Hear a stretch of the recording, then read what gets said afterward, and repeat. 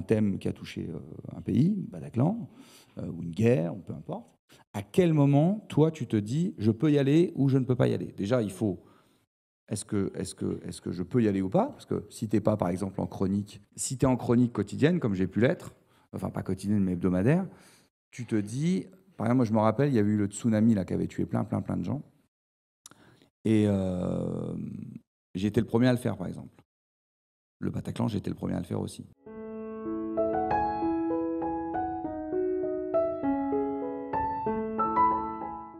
Comment réussir à détacher la gravité d'une situation au point d'arriver à en parler avec humour? Alors, on n'est pas obligé de se détacher d'une situation. Il y a deux points de vue, là encore, hein, parce qu'il faut bien comprendre qu'il y a toujours deux points de vue dans vos questions. C'est qu'il y a, il y a mon point de vue et il y a le point de vue du spectateur. Euh, Personnellement, j'ai pas besoin d'être détaché d'une situation pour en rien. Au contraire, parfois, je vais même être meilleur parce que je vais être en colère sur le truc ou je vais être triste et ça va rendre mes mots encore plus pertinents et encore plus sincères. Donc, on n'a pas besoin d'être détaché. Après, il y a est-ce que le public présent, par exemple, je vais faire un sketch, j'en sais rien moi, sur, je sais pas, reprenons l'exemple de la roulette russe. Je fais un sketch sur un adolescent qui se suicide. C'est à chacun de savoir s'il est apte ou pas à venir écouter ce que je vais faire si c'est sur ce sujet. Je veux dire, s'il vient de vous arriver un drame, moi j'ai déjà eu des gens dans la salle qui avaient perdu quelqu'un de leur famille la veille et qui avaient besoin justement de venir dans la salle rire, en sachant pourtant que je faisais des vannes dures et que potentiellement j'allais faire des vannes aussi sur ce sujet-là. Et puis il y a des gens, non, il y a des gens, ils ont besoin de recul. Donc, arrive la deuxième question, c'est à quel moment, en tant qu'humoriste, tu décides que tu vas pouvoir parler d'un drame collectif. Ce que j'appelle un drame collectif, c'est quelque chose qui va tous nous toucher. Par exemple, le Bataclan. À quel moment, toi, en tant qu'humoriste, tu te dis, c'est maintenant? Collectif ou personnel, hein? Oui, mais personnellement, j'ai répondu juste avant, en disant que c'était à chacun, c'était soi-même. Moi, personnellement, j'ai pas besoin, et les gens, c'est à eux de savoir. Et après, il y a donc le deuxième travail de l'humoriste, c'est il y a un thème qui a touché un pays, Bataclan, ou une guerre, ou peu importe. À quel moment, toi, tu te dis, je peux y aller ou je ne peux pas y aller? Déjà, il faut, est-ce que je peux y aller ou pas? Parce que si t'es pas, par exemple, en chronique, par exemple, en ce moment, je fais un spectacle sur la santé. Je vais pas rajouter des sketchs sur la guerre. Ça n'a pas de sens. Je suis sur la santé, je suis sur la santé. Et j'ai pas une chronique quotidienne à la radio. Donc je vais pas, donc j'ai pas à m'exprimer sur ce sujet. Donc je l'ai déjà fait. Mais si tu es en chronique quotidienne, comme j'ai pu l'être, enfin pas quotidienne mais hebdomadaire, tu te dis, par exemple, moi je me rappelle, il y a eu le tsunami là, qui avait tué plein de gens. Et j'ai été le premier à le faire, par exemple. Le Bataclan, j'ai été le premier à le faire aussi. Le Bataclan, j'ai carrément fait sur scène. C'est parce qu'en fait, c'est très compliqué de te répondre, mais je vais essayer. Il n'y a aucune règle, en fait. C'est complètement le ressenti. C'est-à-dire que tu sens un peu dans l'air du temps, comment les gens parlent, comment ils parlent du truc, comment ils l'ont vécu, ce que dit la presse, les titres de presse, l'intonation des journalistes. Il y a quelque chose comme ça dans l'air qui fait que tu sens si c'est en pic, en redescente. Tu sens déjà un petit peu ça. Et après, en face de ça, toi, tu vas mettre l'idée que tu as.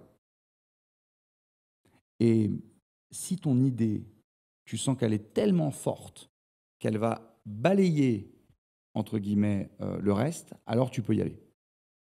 Parfois, tu te trompes. C'est ce qu'on appelle un bad buzz. T'as déjà entendu parler? C'est quand tu crois, c'est quand tu crois que tu as bien senti le truc et que ta vanne était super et pas du tout. Donc là, alors un bad buzz, après tout ça c'est discutable, c'est pareil. Hein. Si tu prends 10 000 personnes sur un bad buzz, généralement, t'as pas tout le monde qui va dire j'ai pas trouvé cette vanne drôle. C'est surtout que, on va appeler un bad buzz, c'est quand t'as une grande majorité de gens qui n'ont pas kiffé. Quoi. Et que du coup la presse dit une grande majorité de gens n'ont pas kiffé. Du coup les gens disent mais quelle vanne, j'ai pas entendu parler. Ils vont voir grâce à l'article et ainsi de suite. Et ainsi de suite. Bon. Donc il faut extrêmement bien sentir le sujet et il faut être très très attentif à ton environnement. Mais ça relève un peu de la magie. C'est ça qui est difficile dans ce travail. Tu vois, c'est qu'il y a aussi quand même une part de ressenti, quoi. Et c'est pour ça que quand on fait de l'humour noir, quand on fait de la provocation, quand on décide d'être sur des thématiques dures, il faut être extrêmement sincère quand on fait les choses. Je pense que la plupart des humoristes qui ont eu des problèmes, c'est parce qu'ils n'étaient pas assez sincères au moment de. Tu sais, quand tu dois faire une chronique quotidienne à la radio, c'est-à-dire que tu dois quotidiennement donner ton avis sur un sujet. Ça arrive de ne pas avoir d'avis sur un sujet. Tu peux juste trouver que c'est horrible et puis pas forcément avoir un avis. Tu peux être moins touché par un sujet. Tu peux. Enfin, je veux dire, on a aussi un quotidien, une vie, on a des trucs. Des fois, des fois, t'es le dernier à apprendre un truc que tout le monde sait. Tu dis, ah bon, il s'est passé ça. Putain, ah bon, tu savais pas? Ben non, je suis passé à côté. Bon, donc, le problème, c'est que quand tu dois écrire dans ces conditions-là, c'est là où souvent tu fais pas bien ton travail en tant qu'humoriste. Parce qu'en fait, tu dois te forcer à écrire sur un truc et ça t'inspire pas. Et comme tu as habitué les gens à être dans la provoque ou la dénonciation, machin, ben c'est là où tu as tendance à aller trop loin. Ou trop loin, c'est pas que tu es allé trop loin, c'est que tu l'as pas fait au bon moment, au bon endroit, avec les bons mots. Tu aurais peut-être pu dire la même chose une semaine plus tard, ou aujourd'hui, mais avec des mots un peu différents. Et c'est pour ça que moi, je ne fais jamais de trucs en quotidienne. C'est parce que je sais que je vais manquer de sincérité, tu vois. Et c'est pour ça que j'étudie autant mes sujets et que je prends autant le temps et que je fais des spectacles à thème. C'est parce que je veux être... Pour moi, c'est vraiment du travail chirurgical. Et donc, je conseille aux humoristes qui doivent faire ça de diminuer, de ne pas accepter de faire chaque semaine si c'est pas possible, ou alors d'aller dans un humour plus léger, où il y a moins de risques. Mais si t'es pas en mesure de le faire bien à chaque fois, faut pas le faire, je pense. Et il y avait une autre question. Oui, et la dernière question rejoignait un peu le côté personnel dont vous avez parlé au début, parce que c'était un peu pour revenir, si vous voulez bien, sur le décès de Guillaume Batz. Est-ce que personnellement, vous vous sentez prêt, ou est-ce que vous savez qu'à un moment vous vous sentirez prêt? J'ai commencé, dès qu'il est mort, à faire des vannes dessus. Je vais te donner un exemple. Je pars pour l'enterrement. Enfin, c'est pas l'enterrement, c'est la cérémonie de... Bon, il s'est fait incinérer, Guillaume, et donc nous, on a organisé une cérémonie publique. Voilà. Donc je pars à la cérémonie publique. On a un groupe, moi, Arnaud, Baptiste et Guillaume. Je suis en route. Baptiste et Arnaud sont dans une autre voiture. Et Baptiste a écrit sur le groupe « Guillaume, t'y es déjà ?»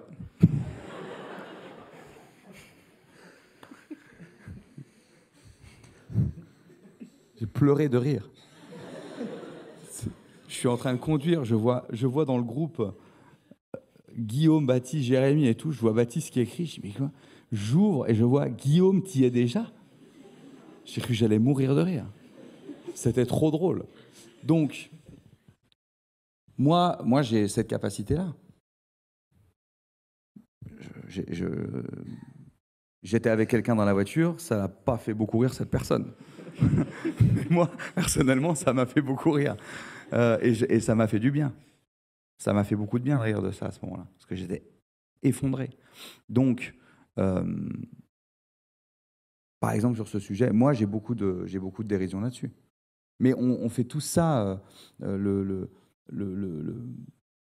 père d'Arnaud est mort. Il était très, très proche de ça. Et voilà, et moi, il me vanne sur l'alcool, il me vanne sur... On fait ça tout le temps entre nous. On fait que des vannes comme ça. Donc nous, au quotidien, et encore, ça, je te dis que les vannes que je peux dire publiquement. Hein, parce que si on chope mon WhatsApp et qu'on fait des screenshots, j'ai plus de profession dans la demi-heure. Hein. Donc voilà, on a très très peu de limites dans notre quotidien. Hein.